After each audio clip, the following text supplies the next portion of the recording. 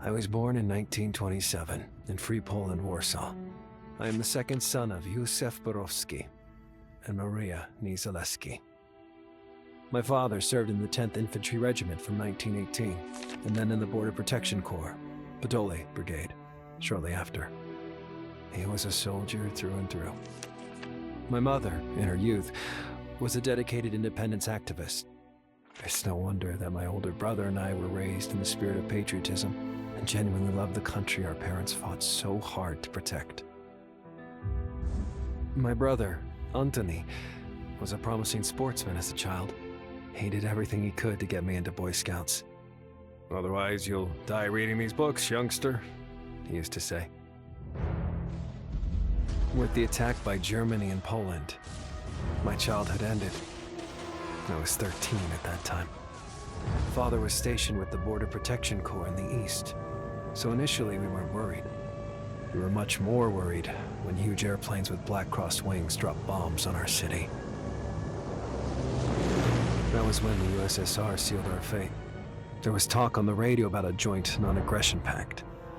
But then I realized, for the Soviets, treaties and agreements never meant much of anything. We soon learned that Father had been taken into Soviet captivity. We didn't understand, at the time, what that exactly meant, but we were glad he was alive. We later received a censored letter from him, but only once, in 1940. We haven't heard from him since. What came after were years of humiliation. The Germans treated us like animals. We were educated in Polish only during secret classes, which were punishable by death. We had mandatory work from the age of 14 in order to build a strong Third Reich. All of our Jewish friends were kidnapped and imprisoned beyond the brick walls of the Warsaw Ghetto.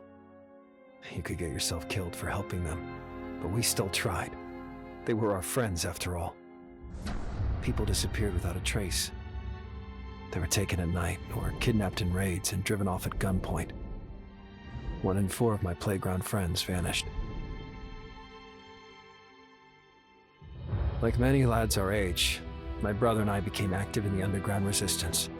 We were so good at our assignments that we ended up working for Kediv, the primary Polish sabotage unit. I can't say anymore. I don't know who's going to read these memories. However, I want to describe our most important operation. We were with the Ocean unit at the time. They're all dead anyway. I was 18 back then. All right. Almost all of us made it here.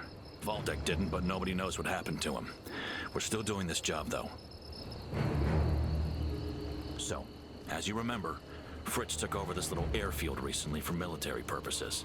Yesterday, these planes landed here for repairs and to get loaded up with cargo. All of their supplies are being transported east, and we're here to make sure that doesn't happen. But first, someone has to sneak through the garrison and make us a path to get in. The problem is, Valdek was supposed to bring bolt cutters to clear the passage where this damn wall has collapsed, and he's not here. So our brave scout has to find some cutters himself. Should be easy enough. Any volunteers? Youngster, you go. You're the sneaky one. You'll be fine. Yes, sir. I'll go with him. Ah, yes. Can't leave the younger brother alone. I don't need his help. Shut up, kiddo. We'll go together.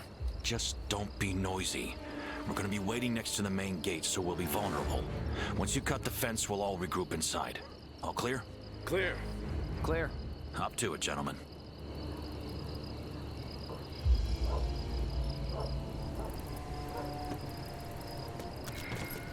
Did you really have to embarrass me in front of the others?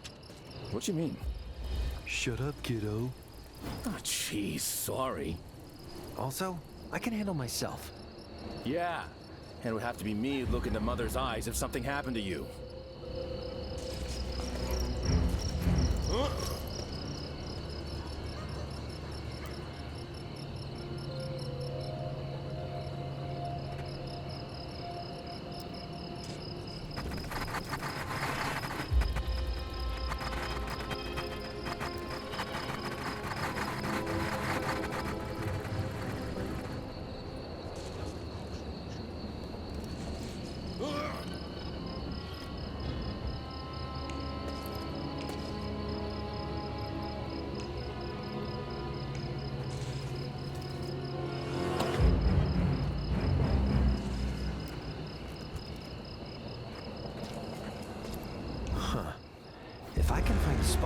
over this wall.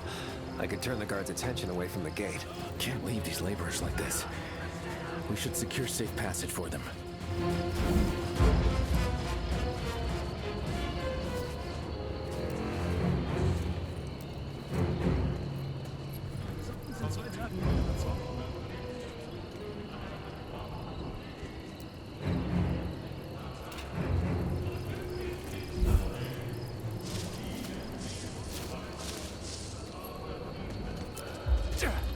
This is it. Gotta help this dumb idiot get inside now.